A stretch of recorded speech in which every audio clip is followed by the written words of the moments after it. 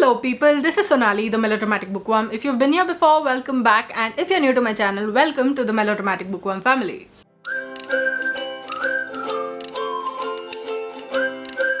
I'm here today to round off my series of videos that I call Why Are Some Books This Bad? And I thought I would take this to a 7-video series in which I could in detail rant about this particular book that I read last year and which I haven't finished the series on. But in today's video I will be reading out to you certain sections of this book until the point in the book where I DNF'd it and I was like, no, I can't take this anymore, and I will be finishing this up today. And I'm so happy to be doing that. I mean, I can't even begin to express. But without any further ado, let's dive right into this video and let me just get this over with, because I have about 50 pages to go. Yeah, about 50-55 pages to go, and I am so looking forward to closing this chapter once and for all. So where we ended the previous video was that this guy called V made plans to return to India without telling his wife. And he also said that he will live in Bengaluru with his parents so that they too will be happy, but he will keep coming down to Mumbai so to make sure that his wife doesn't go astray. That's the kind of man he is. I just turned a page and there's this one sentence which sort of threw me a bit, and the sentence is, the conviction was awaited tomorrow. How do you await something tomorrow? Moving on. P's mother had sacrificed herself for P's ambitions when she died after giving birth to P. The second P in this is the father of the first P. Does not sound good.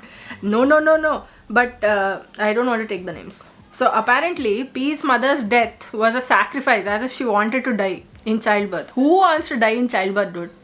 Control, Uday, control.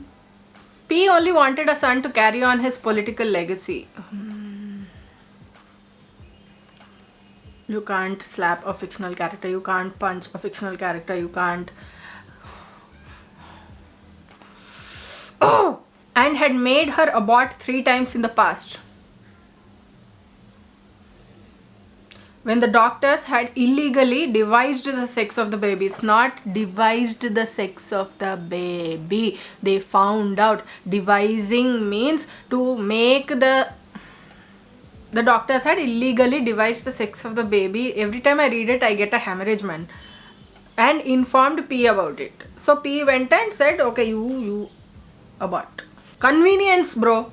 Otherwise, you're like, oh, abortion. But no, when you want a son, that time you're like, it's okay. You get it done. You get abortion done 30 times also, I'm fine with it. But I want son.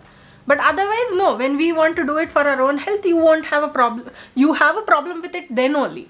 When P was conceived, she had a twin brother also in her mother's womb. So her father was finally happy to know that he had fathered a son and let the pregnancy continue. Let the pregnancy continue.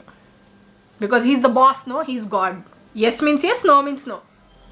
He lets the pregnancy continue, only then it will continue.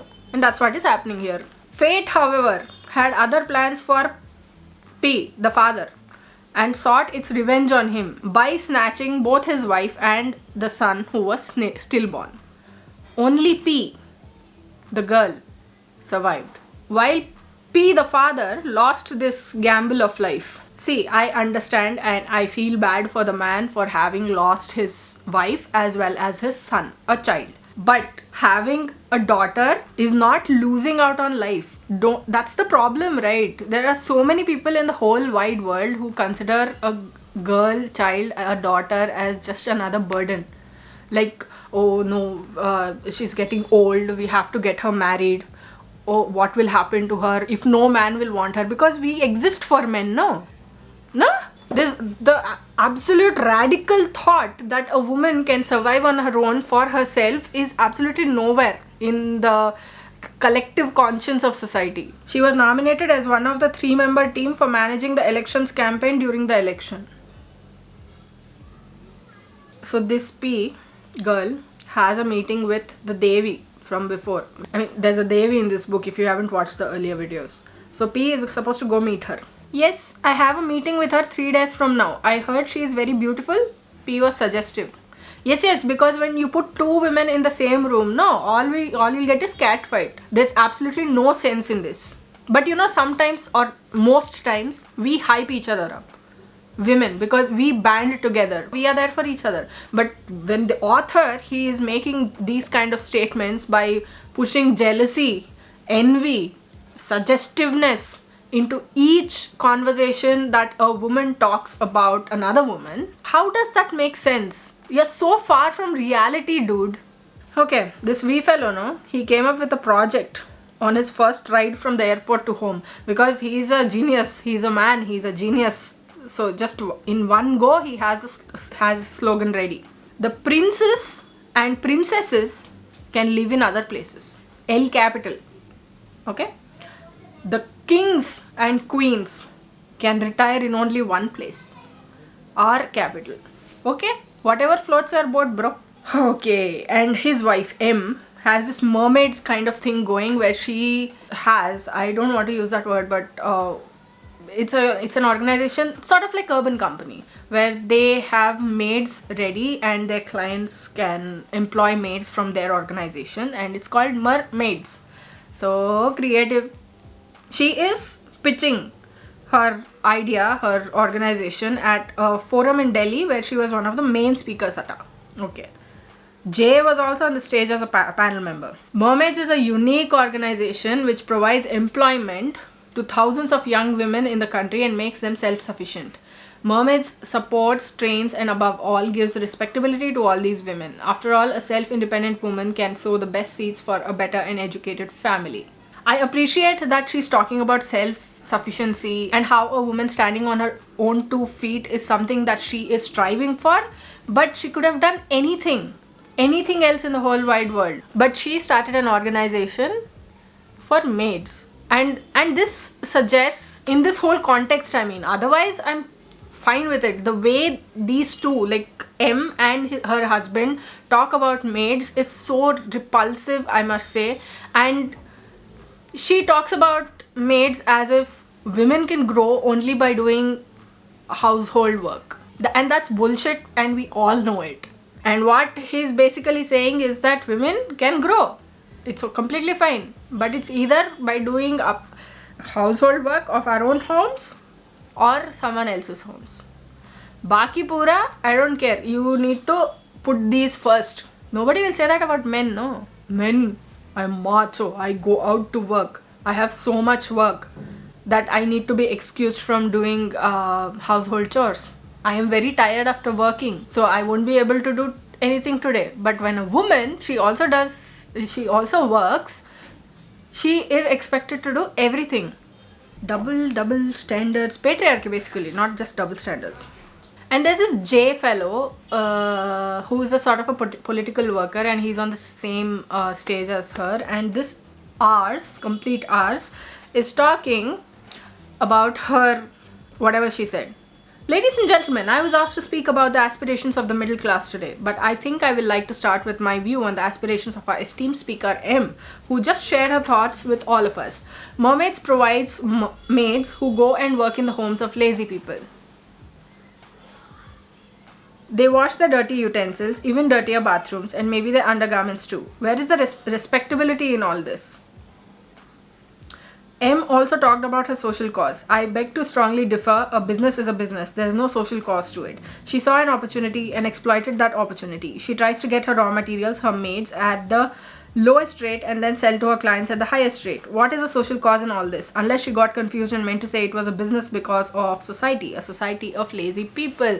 So basically, people who employ maids are lazy. This fellow is killing so many birds with just one of his speeches, man. First of all, M is doing something. Her business, even if it's a business, he's talking down to her because she took the initiative, right? M is not completely right. I've just spoken about what she meant, like women and household chores and all of that. But this fellow barging in, calling people who employ maids as lazy people, because no, we are not entitled to do anything else, right? I mean, this is such a complex thing. I'm realizing that you can't just have one shade of opinions on this. There are so many other shades to this, and you can go in circles and never reach a conclusion. But it's people like Jay, men like Jay, who think that any business opportunity that a woman sees and accepts is sort of not worthy at all. That if a man does the same thing, people will be like, oh, he saw the opportunity, he took it. If a woman does the same thing, they'll be like, oh, she's so opportunistic, why doesn't she leave that part alone? Hypocrisy, this is called. Like double standards, hypocrisy. V reminds them, let's pack soon or we will miss our flight. They had planned a short vacation to Goa, and M wanted her mother to meet V too. It's all wham bam, thank you ma'am. What, you won't give us any notice that this is coming, this has happened. They hadn't met each other's parents yet, and they're married also. As the aircraft started to make its descent at Goa airport, M could see the vast blue ocean and the lush green vegetation. It made her M nostalgic, and she wrapped her arms around V's. How?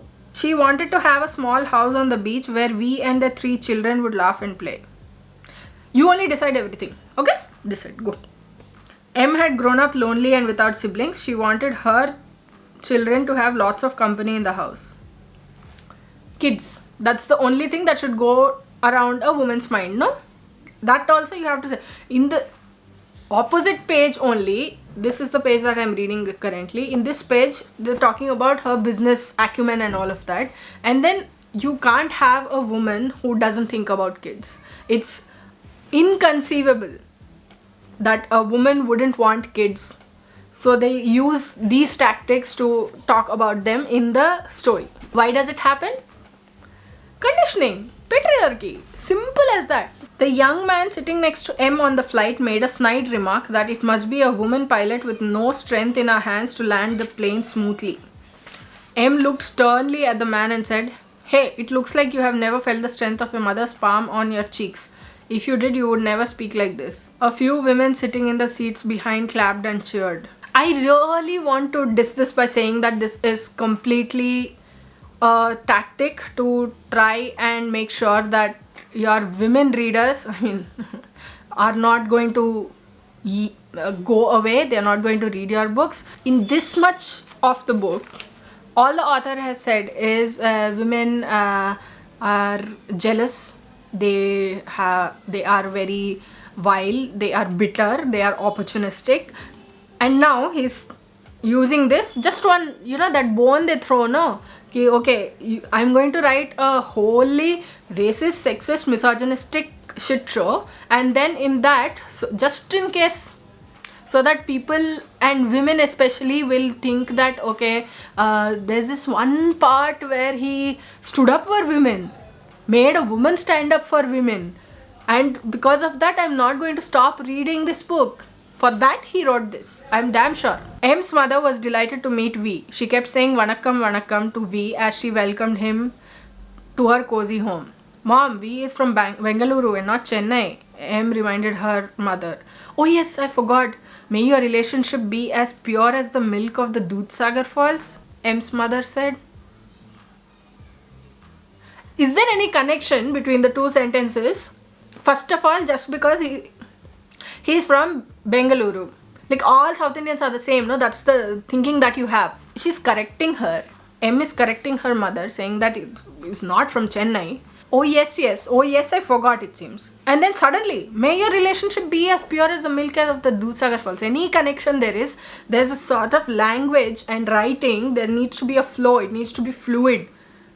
You can't just should take writing classes, and I'm the worst, not worst. I'm not the right person to take writing classes, man. What is this? Anyway, this continues. Smart mother, V whispered to M as M's mother went inside to get a glass of water for V. What? M is not there. You won't get water for your daughter, only your son-in-law. You can see. This is what raises my hackles. Who will ask you? Once you get married, who will ask you? All we'll concentrate on your husband only, on our son-in-law. These are things that people say. And then, yes, Your children will have a smart mother and a smart grandmother. M chuckled. What is your children? You are going to bear the children. Your children, you are giving the whole credit to him. Your children? And then they went to a multiplex nearby, it seems. New movie starring Shah Rukh Khan. Okay. They bought 1 large bucket of popcorn and 2 glasses of regular Coke. Oh, okay. They had the center corner seats in the uppermost row of the theater. What should I do with this information? What is this information? Center corner seats, what? In the uppermost row, what? What do you mean? Tell me. Like, what is center corner seats in the uppermost row? Explain to me. That's not even physically possible. Peace. In the next one, no, I wrote on the sidelines, I made a note saying, God give me patience. You will see why. Listen. Love is the most intense in separation, and eternal separation gives birth to the purest form of love, the unconditional love. There are no more conditions to be put. Okay, but God still hasn't given me the patience, so what should I do? It reminded him of the piece of paper and he opened. Full stop. He opened what? What did he open? His brain, his eyes, his mouth, his shirt. What did he open? He read the few lines scribbled there. He read it. Okay, that I can understand. Next paragraph. No transition, nothing. Absolutely nothing. It's like, A, how is your work going? I'm not saying A. The person's name starts with A, so I'm censoring it a little. A, how is your work going? J turned to A and asked him. How does that make sense? I don't know. Okay. There's this whole section to which I've written the note. I'm getting whiplash reading this. God save me. And I don't have the energy or the patience to read these because I've not underlined them also. So I'm going to skip it. Ammo. Okay. In this part, there are a lot of underlines. Okay. Just outside the boundaries of Delhi, there was a traffic signal which P knew J would have to cross to enter Delhi. Only one traffic signal just outside the boundaries of Delhi. Only one. Only one. There are no other traffic signals. So small city, Delhi is. Yeah, I thought I had to censor Delhi also. Such a small city, just one signal. What is this? P's driver started the car. Okay. Parked on the side lanes and brought it to the front of the vehicles, waiting for the green signal to come back.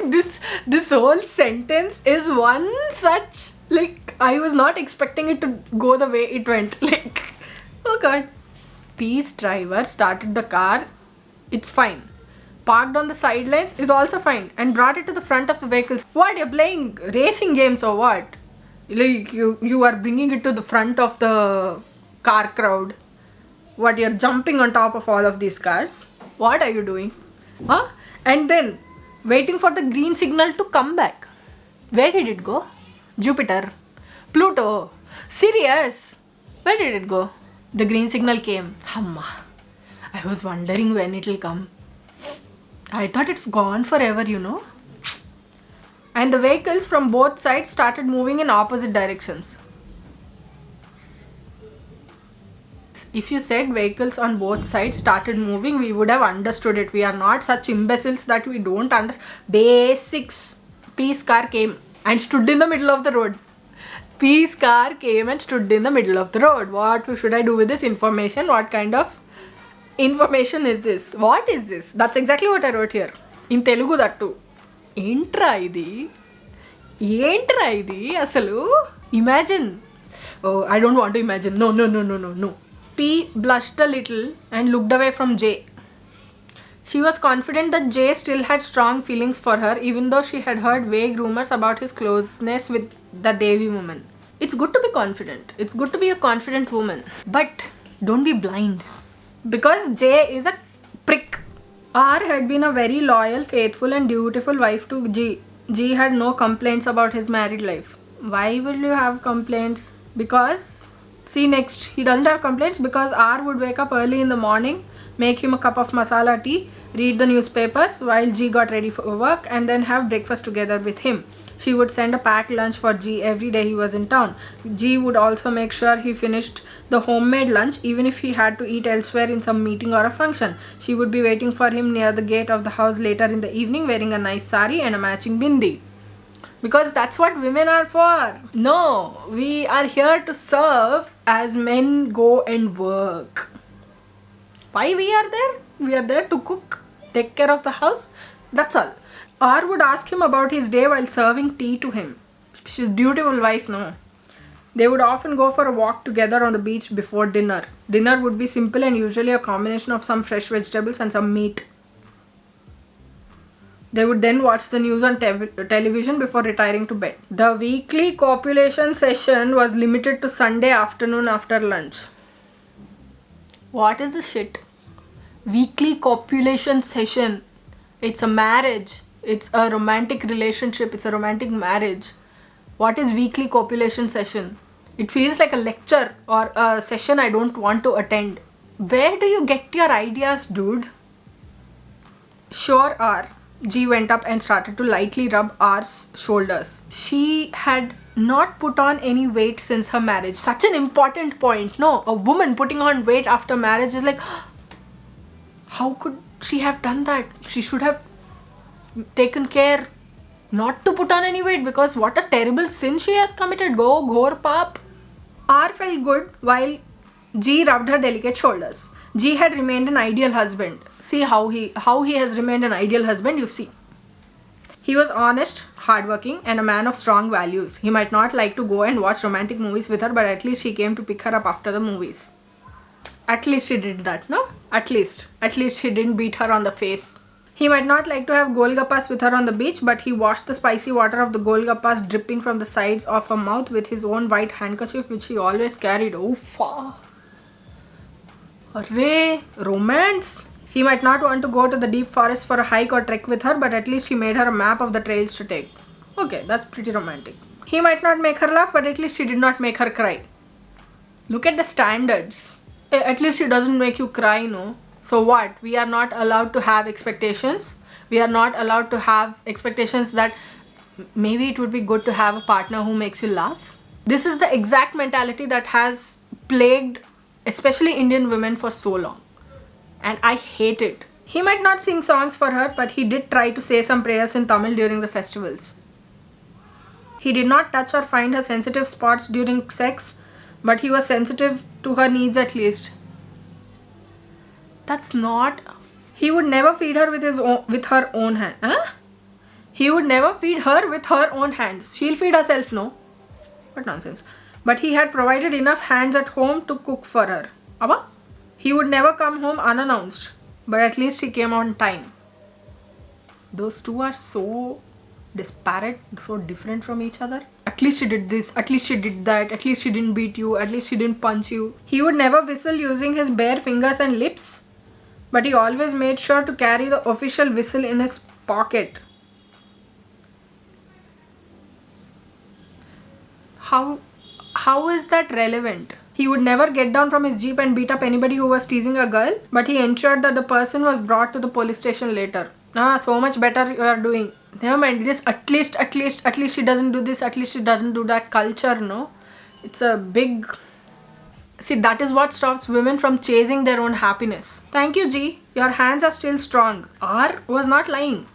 She just wished G would have stronger passions too. Please hurry up today, R. An important politician from Delhi is coming to Goa on her personal holiday. I just stared at what is happening over here. There's no connection between... There's no flow. Absolutely no flow. Fluid, what is fluid, what flow, what language, no. And then somewhere in the next paragraph, G explains succinctly. Man, no. He explains that way only. Give him award. She liked to watch the blue ocean of Goa for hours and hours. Yes, Goa is full of blue ocean only. Yes. All. You sit and watch. Do that only. You know how you remember things? When you're trying to remember something, do this. You'll remember immediately. Because P also did the same thing. P raised her eyebrows trying to remember. They all ran away the moment the first stick had crashed on the bonnet of the car. The comment that I have written is, "Main maregi." Because that's exactly how I feel now also. This was a fight not This was a fight not G could do. It had to be Rajnikant. Arey ye bar, why do you bring Rajnikant into this? He quickly took out the small knife from his back pocket, which he carried when he did not want to intimidate people with his pistol. A knife won't intimidate people, or what? Yeah. He pulled out his white handkerchief, untied his belt, and then tied the knife strongly to the end of his belt. With this weapon in his right hand, he jumped to the top of the car in a couple of swift moves. He's hero. That's why he jumped in a couple of swift moves. He tied it strongly also. You know what he shouted? Talaiva at the top of his voice and started to brandish his effective weapon on the shocked mob below him. Weapon is effective because he devised it. No, he thought ki, okay, yes, I'm going to use this weapon, so that's why it's going to be effective. As soon as the weapon slashed the first few cheeks, like cheeks were standing like this. I said, oh, cheeks, hand and necks also it seems. Okay, I'm sorry. I missed that point. There was panic in the mob. Physical pain often subdues a larger cause. If the cause is espoused by mere mortals looking for a fleeting moment of glory or a few quick bucks to make, the group started to disperse as quickly as it had gathered, and Pete's driver took the opportunity and drove inside the resort. G was still standing on top of the car, trying to balance his feet with the car's picking speed. Arey hero, you think you're Ajay Devgan or what? Oh my god, he's standing on the top of the car, it seems, at least. Ah, wow. This is so cheesy. Not cheesy. Like typically that Bollywood style it happens, right? P tore the white handkerchief from G's modified weapon and tied it as a rakhi on G's hands. She then used the blood on her fingers to put a tilak on G's forehead. Bhaiya, you can depend on me for anything in your life. And I know I can on you too, P said softly before entering her resort. Melodrama. And I'm so jealous. I am melodrama. How can you be melodrama? No. It's like the author took every Bollywood movie from the 70s, 60s and 70s and wrote this book. Or perhaps the name of the owner, M, which was printed behind the card of every maid, appealed to the family-loving instincts of the Goans. How? That name isn't even that. How did it appeal? Some logic should be there, no? Some little, small. No. That's not there. There's absolutely no logic. J always used to say, new character this is. Not that J. J always used to say, enjoy life fennily. Fenny is a kind of an alcoholic drink that's famous, that Goa is famous for. Enjoy life fennily and funnily and with family. मैं क्या करूँ, मैं मर जाऊँ, मेरी कोई feeling नहीं है, तू पानी पी, पानी पीते हैं. ओके पी लिया, बट फिर भी मेरे वो फीलिंग नहीं जा रही ना. R got a little suspicious and opened the door with a spare key she always kept with her. This is creepy, but okay, we'll ignore that. Moving on. And I think as a policeman, your duty is more to save the innocent than to punish the faulty. That's so problematic on so many levels. I mean, yes, save the innocent and punish the faulty. Don't separate the two. It's not or. It's not this or this. It is this and this. Priority wise, saving the innocent, okay. But don't say punishing the faulty is not of importance. That's wrong on so many levels. This is a dialogue that's taken directly from a Salman Khan movie. See? M, once G has made a commitment, he will not listen to himself also. R had long waited to say that dialogue from a movie in her real life. M could see why R would go to a movie by herself and why she could not have any talkative couple disturb her during the movies. She had to listen to every dialogue and she had to remember all the important ones. Slap, slappity slap is the comment that I wrote down on the sidelines. That's all I'm going to say. The copulation session will have to be shifted tonight. I will throw something at them.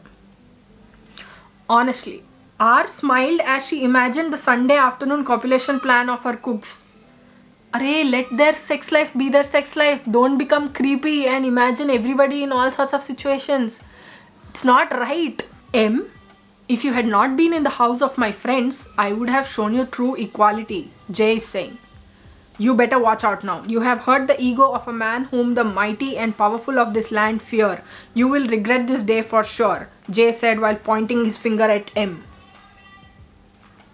I had to pause because some street vendor, she comes at this time, it's what, 7:15 something, and non-stop for 10 minutes she keeps yelling. So where were we? Oh, I would have shown you true equality this person means. You have hurt the ego of a man. What comes after that doesn't matter. You hurt the ego of a man, now you have to face the consequences. Because you are a woman and you have no right to do that. No. He will show you your place. Very ass. You have hurt the ego of a man whom the mighty and powerful of this land fear.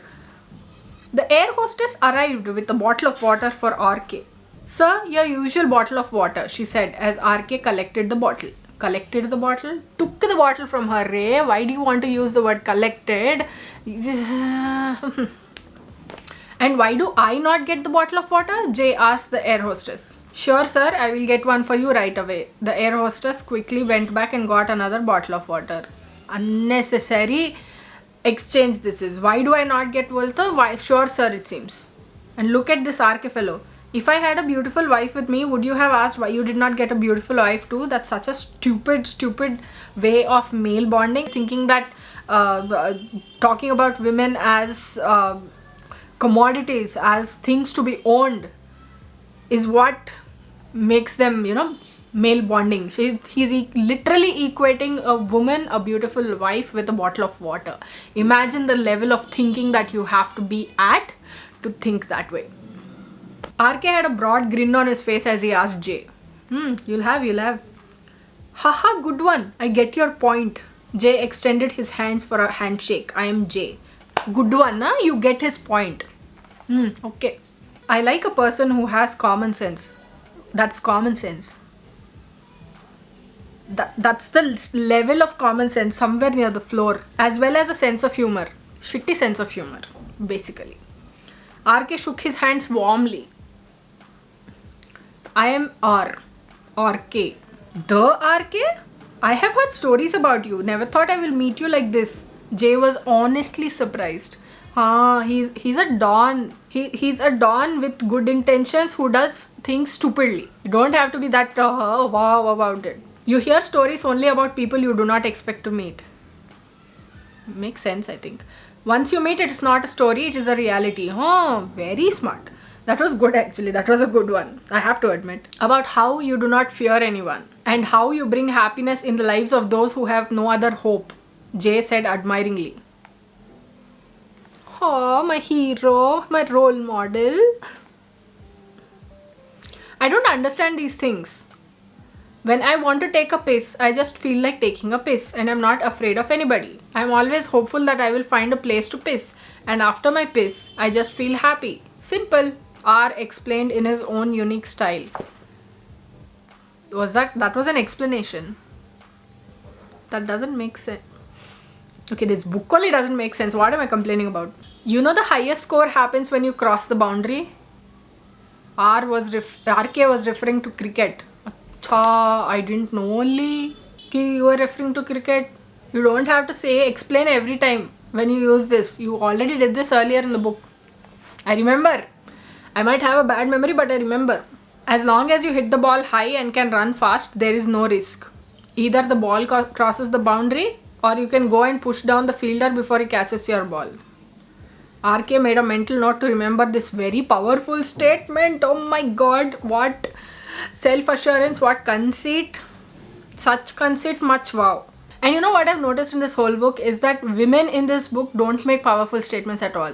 Even if they're making sense, even if what they're talking makes sense, they are not called powerful statements. It's only the men in this book, like, I am man, I make powerful statements, give me award, give me medal, and put me on top of the world, put me on a pedestal, and I'm going to reach for the stars. That's all. Usually, I do not let even the wind know of my direction. But you seem like a nice person. Yes, very convenient. So I don't mind telling you, I'm going to meet GR. RK said softly. See, all of this happens. This is called convenience only. You seem like a nice person, so I'm going to tell you my life secrets so that, I don't know, I trust you. I don't trust the wind, but I trust you, bro. This is called bro code, even with those you have just met. And then next, RK2 shared his story with J. This J has a doubt, so he asks, so this GR is reaping all the benefits while two innocents are being accused? That's not something to be emphatic about, right? But J is J, no? J stated emphatically. And then this fellow, RK. Yes, this is what I call the stomach enjoying while the mouth burps and the backside farts. RK was enjoying the company of J as much as he was reveling in his own bucolic wisdom. That's not wisdom. You think it's smart, but it's not. It's just lazy. Stomach enjoys, mouth burps it seems, backside farts it seems. GR, we are here for a threesome. Such a smart guy, no, he is? No? RK announced, probably not understanding the actual meaning of what he said. Yeah. Such a smart fellow you say he is, but he doesn't understand this, no? And no self-respecting white-collar worker will like his family to live on the streets or with his in-laws. Go and try something else. This is such an asshole statement to make that you can't live with your in-laws because of such and such reasons. Where are you? Like, where does your thinking come from? This fellow, this RK fellow is using cricket references, left, right, center, and then he'll say, ki, I was making a reference to cricket, did you know? No, we didn't know. We didn't know. Why? Why should we know? We don't want to know. GR, I advise you wear your helmets, gloves and pads while bowling your last over to me. And yes, don't forget to wear those cricket guards for sure. RK asked J to leave with him while GR looked a bit dazed. J could see RK getting a bit restless, probably thinking about a powerful final punchline before he turned around one last time and said rather haughtily, if you were a real man, you would not need them. And if you were a woman, you still would not need them, the cricket guards. What is this concept of a real man anyway? It's human anatomy, man. You get hit somewhere, it'll pain. And especially the place where cricket guards are placed, it's sensitive. It's just all, literary things which they said that he's got balls of iron. No, that's not how it works. RK is saying, RK, nothing. Just during the drinks interval, I brought the roller to make the pitch flatter and more batting friendly. RK was loving his knowledge of cricket. And next line mein Jay says, will you now please stop with the cricket riddles? And I'm like, thank you. Please, someone put that idiot in his place. This fellow again, RK. Okay. You see, when you had gone out to the balcony with GR, I sent a very suggestive SMS to the wife of a very senior police officer in Goa. And before you ask me more, the mobile I used was of GR's. RK looked around expecting to hear the clapping of the crowd in the stadium. What the hell? There's absolutely no meaning whatsoever. What is this? What the heck? Oh, by the way, I was laughing at his conceit, like looking around and expecting to hear the clapping of the crowd. Him sending suggestive SMS to make sure that someone goes to jail, that's a, backstory, back alley kind of way of getting revenge. That's what I'm saying, na, ki he thinks women are something to be played around with. Us women are pawns in the game of men, so that's how they use all women to get what they want. That's what this whole book is about, and he keeps proving it over and over again. RK stepped outside and got inside a car which seemed to have been parked there from before. Wow, so beautiful. G was out of town for a conference for the next couple of days and getting access to GR was easy now. So convenient, no? Like one sentence may only you'll bring the whole plot of the book down. Like, I am creator. I am going to do everything without logic. I am going to put everything in this place. Without explanation, without logic, nothing. Everything will come together because they are men and they are used to having their way. You see what I did there? He continued. Who is this? He continued. RK, obviously. GR, do you now realize how it feels to be accused and tortured for the misdeeds of others? how you have to take the insulin shots while somebody else eats the ice creams. This fellow's analogies are horrible. He thinks they're awesome. He thinks he has amazing punchlines. He thinks he's very witty and sharp and humorous and sarcastic, but he's not. All they fall like this, plop. That's all. Khatam. And I'm like, save me from this, please. GR, you are the bowler and you have to get me out. I am just the batsman. RK laughed again at his wit. He doesn't need any other person in his life because he will crack jokes and he will laugh and he will do everything. Self-sufficient he is. Atmanirbhar Bharat, this fellow.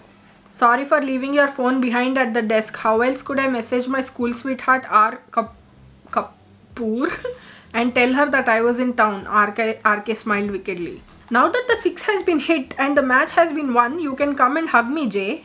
RK told Jay as soon as GR had left. You are a mix of Tendulkar and Hayden. Brawn and brain both as a batsman, Jay praised RK. Oh my god.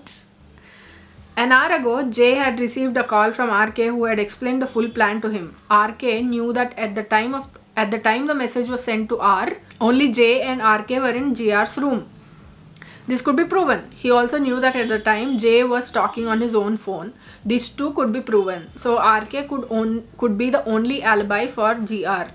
RK had all this planned out before. I'm not going to read this. Nope, I'm not going to read this. It's way too long, it feels like. And it's completely hopeless nonsense also. This fellow, G, he studied in the US, put up a company, sold it, came back and became a venture capitalist. So easy. Wow. I also want to do this. V was a nice guy, a smart guy. Being nice and smart together, however, creates a very unique personality trait in an individual. Yes, all the men in this book are unique. It's the women who are the senseless people here. He is nice to others as long as others do not act smart with him and takes him for a ride. Others, plural is there, no? Why takes him for a ride? Take him for a ride, no? And when others do take the nice and smart guy for a ride, nice and smart, the nice guy channelizes all his smartness to vice. Vice takes over nice in that temporary phase. Oh, he had to use that rhyming word. That's why he's saying nice from that time. V was blessed with this unique trait too. V had another interesting trait. He would never forget anything he saw or read. God had gifted him with a photographic memory. V sat for long hours thinking and scanning the images of his memory. In 147 pages of this book so far, nowhere has the author mentioned that V has a photographic memory. And it didn't occur to him to tell the readers that this very important fact at the beginning, because it's very convenient. Whenever he wants it, he's going to employ it. That's all. He zoomed in his memory to a particular slide which stated that the developer guaranteed the time of completion. We remembered that the committed time had long elapsed. He opened the contractual agreement with the developer in his memory. He remembered the clause that stated that the maximum time for completion of the project would be the earlier of the date as stated in this agreement or as explicitly advertised or presented to any stakeholders group prior to or after signing of this agreement. Oh my good lordy, lord, what is this crap? Like, just because it's convenient, you need it in that moment, you're doing this, and this whole section doesn't even make sense. Like, you are just, it's like diarrhea on paper. It is not verbal diarrhea, sorry, literary diarrhea. This is what only. Okay, next. I think we are towards the end of this series. Sorry D, it has been a long time since I saw you. How are you? Good, but feeling a bit restless lately, D wrote. You are working just too hard and getting very less rest, which is making you restless, Mummy.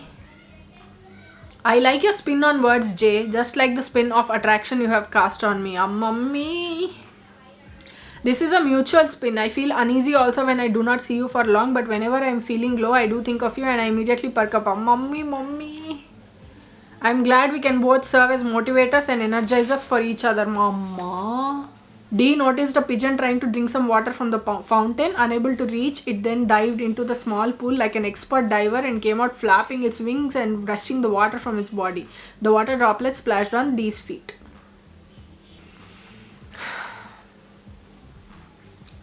Mummy. Oh, I think that's it. This is the point where I had DNF'd the book. Yes! Yes! Finally finished. Finally. Oh my god, this was months and months of torture, not just those particular days when I read it, because I have relived this story, or just it's just a book written to flatter the male ego. That's all the men are like macho, powerful, strong, witty, humorous, sarcastic, self-assured and everything, and the women are like, I like you, boy, or I'm a good wife, I'm a homely wife, I'm a dutiful wife, or I'm jealous of that woman. What? And how did this even get published, dude? Like, one of the biggest publishers in India published this book. So that was my reaction to the book. That's all I'm going to say. And the question, why are some books this bad, doesn't have an answer yet. I don't know why. Like, what have I ever done to deserve this? Or what have readers ever done to deserve this? Oh, good lord. So that was my reaction video. What did you think of this video? Did you like it? Did you not like it? Do you think I should make more videos like this? What are your thoughts on this particular book, or what is the worst book that you have ever read?